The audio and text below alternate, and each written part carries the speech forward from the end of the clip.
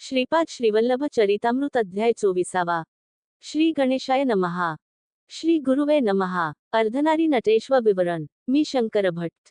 श्री धर्मगुप्तांना प्रश्न विचारला. महाराज, भगवान शिवाने वेगवेगळी आभूषणे आणि शस्त्र धारण केली आहेत. ही धारण करण्यामागील अंतर्गत अर्थ काय याचा खुलासा करावा. यावर धर्मगुप्त म्हणाले, अरे शंकर भहा, गणपती देवाचे पाशांकुश हे मुख्य आयुध आहे. तसेच श्री विष्णूचे सुदर्शन चक्र मुख्य आयुध आहे. विशूल हे भगवान शंकरांचे मुख्य आयुध आहे. त्रिशूलाला वरच्या बाजूस 3 टोके असतात. ही अग्निज्वालेच्या रूपात असतात. ती तिन्ही टोके मिळून एकच शूलहस्ताप्रमाणे असतात. सत्व, रज आणि तम या त्रिगुणांची ही 3 टोके निदर्शक आहेत. या त्रिगुणांचे एकत्व म्हणजे खरा त्रिगुणातीत शिवभगवान आहेत. हा अंतरार्यच त्रिशूल सूचित करतो. श्वासाचे चलनवलन पिंगला नाडीद्वारा होऊन कपाळाच्या मध्यभागातून तो शिरस्थानापर्यंत जाऊन पोहोचतो. एडा, पिंगळा आणि सुषुम्ना या 3 नाड्या ब्रह्मज्ञानाची केंद्रे आहेत. यालाच नाहींचा त्रिवेणी संगम असे म्हणतात. हा त्रिशूलाचा अंतर्अर्थ आहे. शिवाचे दुसरे आभूषण म्हणजे नाग आहे. मानवाच्या शरीरात कुंडलिनी शक्ती ही सर्पाच्या आकारात सुप्त अवस्थेत असते. ती जागृत झाली असता अष्टसिद्धी प्राप्त होतात. या महासिद्धींना वश करून त्यांचा उपयोग लोककल्याणासाठी करणाऱ्या शिवाचे देश्वर असे सुद्धा एक दिव्य नाव आहे. शिवाच्या त्रिशूलाला डमरू बांधलेला असतो. हा शब्दगुणाचे प्रतीक आहे. नाद, झंकार हा आकाश गुण आहे. आकाशात शब्द प्रकपाने विचलन करतो. आपण मंत्रजप केला असता किंवा मंत्र ऐकला असता तो डमरूच्या आवाजाप्रमाणे आपल्या कानात घुमतो. मंत्र पुरश्चरण केल्यामुळे योग्याला आनंद प्राप्त होतो. या आनंदाच्या नादात तो नृत्य करतो. याचे प्रतीक म्हणून परमेश्वर डमरू धारण करतो. 2 भुवयाच्या मध्यबिंदूवर आज्ञाचक्र असते. तेच सर्व ज्ञानाचे केंद्र असते. ज्ञानी पुरुषाला अतिट्रिय दृष्टी असल्यामुळे त्याचे ज्ञानकेंद्र विकसित असते. याच चक्राद्वारे योगीभूत भविष्य यथार्थपणे समजू शकतात. हाच परमेश्वराचा तिसरा नेत्र असे म्हणतात. हा ज्ञाननेत्र विकसित झाला म्हणजे कामस्वरूप मदनाचे दहन करता येते. शिवप्रभूचा निवास स्मशानात असतो असे म्हणतात. योगाग्नीमुळे सर्व वासनाचे भस्म होऊन योग्याला परमशाली प्रदायक निर्वाण स्थितीचा अनुभव येतो. ज्ञानाच्या स्थितीचा पांढरा रंग असतो असे म्हणतात. तीच विभूती होय. आलोचना, निंदा, वासना यांच्यावर नियंत्रण ठेवण्याची शक्ती आल्यावर शुद्ध ज्ञान प्राप्त होते. त्यामुळे आनंद प्राप्ती होते. ज्ञानाची शुद्धी 4 प्रकार होते. 1. आदिभौतिक, 2. आदिदैविक, 3. आध्यात्मिक आणि 4. मानसिक. याचे समेत रूप म्हणून शिवाचे भक्त 4 विभूती रेषा कपाळावर लावतात. एक दिव्य औषधी शिलाजीत नावाची असते. या औषधीच्या सेवनाने नित्य यौवन प्राप्त होते. पूर्वकाळात शिलादूर नावाचे एक महर्षी खड्याचा आहार करून निर्वाह करीत असत. तेच नंदीश्वर रूपाल अवतरित झाले. श्रीकृष्णाचा जन्म रोहिणी नक्षत्रात आणि वृषभ राशीत झाला. शिवांचे जन्मनक्षत्र आद्रा होते. उमामहेश्वराच्या अर्धनारी नटेश्वर रूपाची राशी मिथुन होती. या राशीच्या अगोदर वृषभ राशी असते. हा वृषभच नंदीश्वर आहे. नंदी हा धर्माचे प्रतीक आहे. निम्न जातीच्या कामरूपी मदनाला शिवाने दग्ध केले होते. परंतु शिवाच्या कृपेनेच ती निराकार रूप घेऊन उच्च प्रकृती असलेल्या दिव्य दाम्पत्य धर्माचे पालन करणाऱ्या दाम्पत्यास पुत्ररूपाने प्राप्त झाला. श्रीकृष्णाने उपमन्यू ऋषीचे शिष्यत्व पत्करून अत्यंत निष्ठेने शिवोपासना केली होती. शिवाच्या अनुग्रहामुळे रुक्मिणीच्या पोटी मन्मथ हा प्रद्युम्न नावाने जन्मास आला. हा मन्मथ वृषभ राशीतील काम स्थान आहे. धर्मध असलेल्या कामना कोणत्याही असल्या तरी उन्नत प्रकृतीच्या असतात. त्यांची पूर्णता करणे धर्मविहित असते. भयंकर अशा तांत्रिक सिद्धी आणि शक्ती वाघाप्रमाणे प्रमादकारी असतात. त्यांना वश करून आपल्या ताब्यात ठेवणारे शिवभगवानच आहेत. वाघ हा शक्ती देवीचे वाहन आहे. शक्तीस पूर्णपणे आपल्या ताब्यात ठेवण्याचे प्रतीक म्हणून परमेश्वर चर्मंगी धारण करतात म्हणून त्यांना व्याघ्रचमी वरधारी असे म्हणतात. शुद्ध ब्रह्मज्ञान निरंतर प्रवाहित करणारी प्रजा अमृतत्व सिद्ध असलेल्या शिवाच्या जटेतून वाहणाऱ्या लोकपावनी गंगेचे प्रतीक आहे. याप्रमाणे नित्य प्रसन्नतत्वामुळे मिळणारा महाप्रशांत आनंद आल्हादमयी स्थितीचे प्रतीक चंद्रकोर आहे.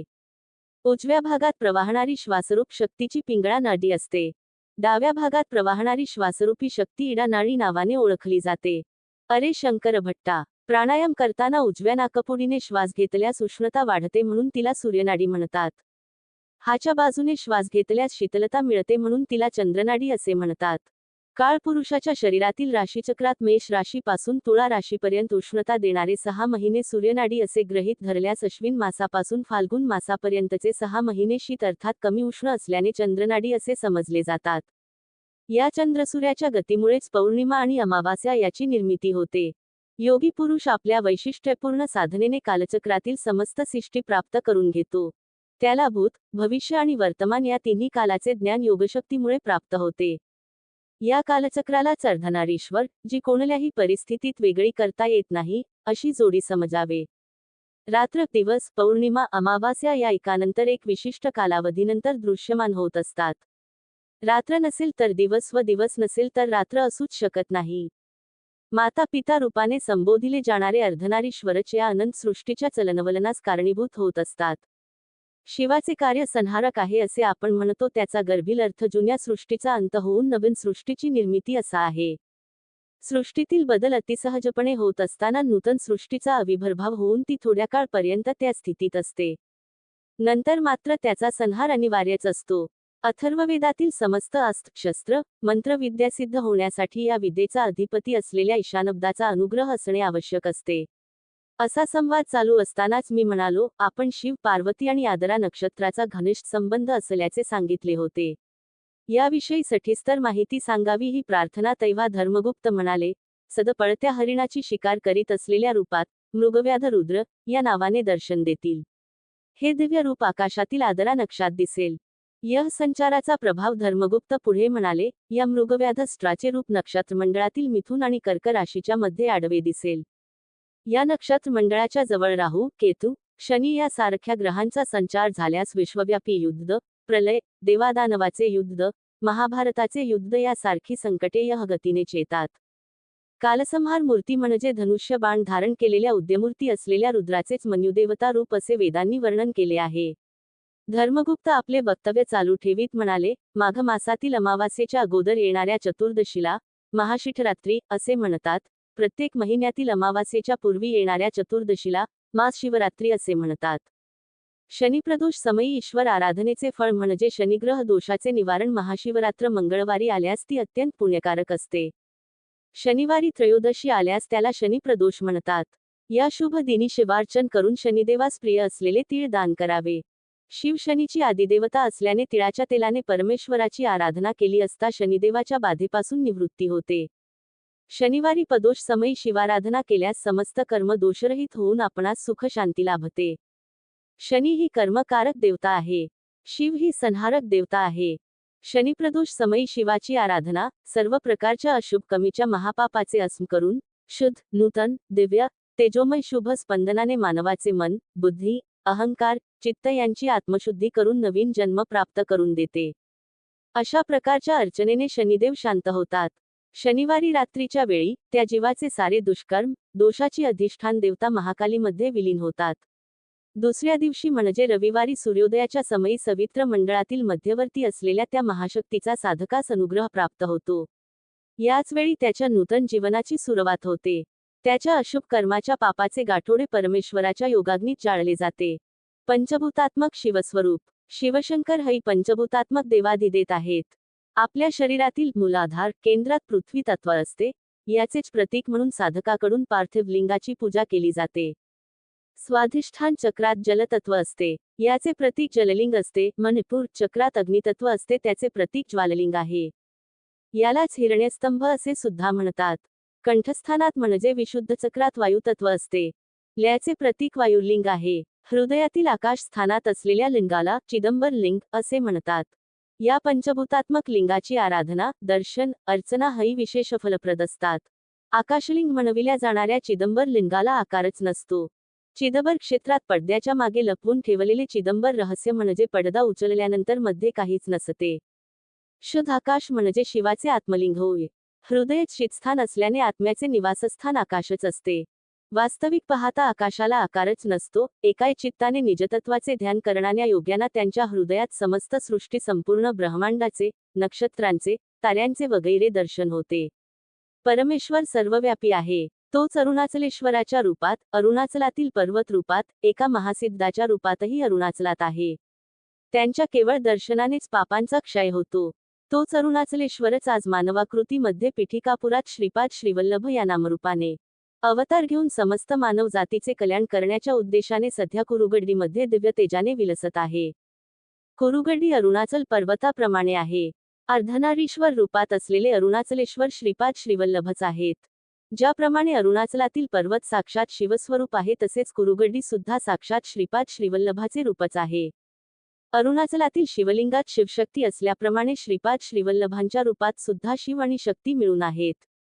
अरुणाचलातील महासिद्धाच्या रूपातील परमेश्वराचे दर्शन साधकांना अत्यंत दुर्लभ असते, परंतु श्रीपाद श्रीवल्लभ या रूपातील महासिद्धाचे दर्शन साधकांना अत्यंत सुलभ रीतीने होते. हे धर्मगुप्तांचे वक्तव्य ऐकून मी म्हणाली, महाराज, मी आतापर्यंत श्रीपाद प्रभू हे श्री पद्मावती देवी समवेल श्रीवेंकटेशाचे संयुक्त स्वरूप आहेत असे ऐकले होते, परंतु तुम्ही ले शिवशक्ती स्वरूप आहेत असे सांगितलेत. मला हे सारे काहीही स्पष्ट कळत नाही.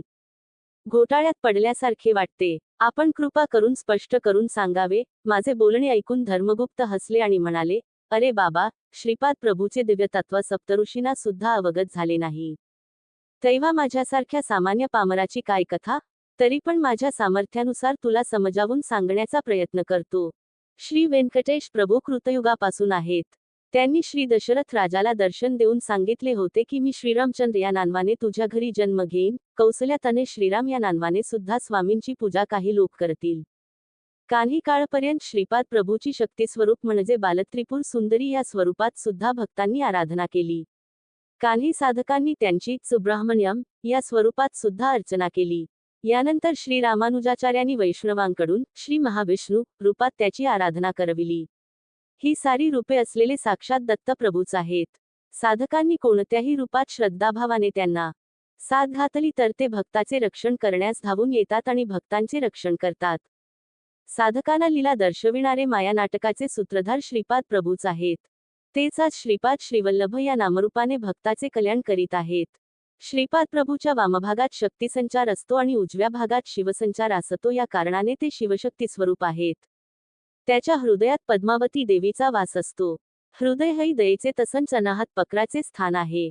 येथून शक्ती ऊर्ध्वचक्राकडे त्याचप्रमाणे अधोचक्राकडे म्हणजे मूलाधार पक्राकडे प्रवाहित होते.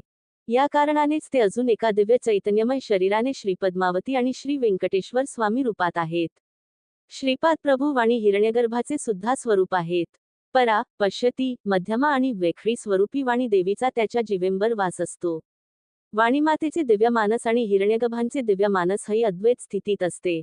वास्तविक पाहता चिदंबर रहस्य म्हणजे ते तीन प्रकारचे चैतन्य स्वरूप एकाच वेळी धारण करतात. त्याच्या एका शरीराला दुसऱ्या शरीराचा कोणत्याही दृष्टीने पाहिल्यास स्पर्श नसतो. ते वाणी हिरण्यगर्भांचे चैतन्य शरीर, शिव पार्वतीचे चैतन्य शरीर, पद्मावती व्यंकटेशाचे चैतन्य शरीर यांना एकेच वेळी धारण करून त्या सगळ्यांचे अतीत श्रीपाद श्रीवल्लभ असे आणखी एक दिव्य चैतन्य शरीर धारण करतात.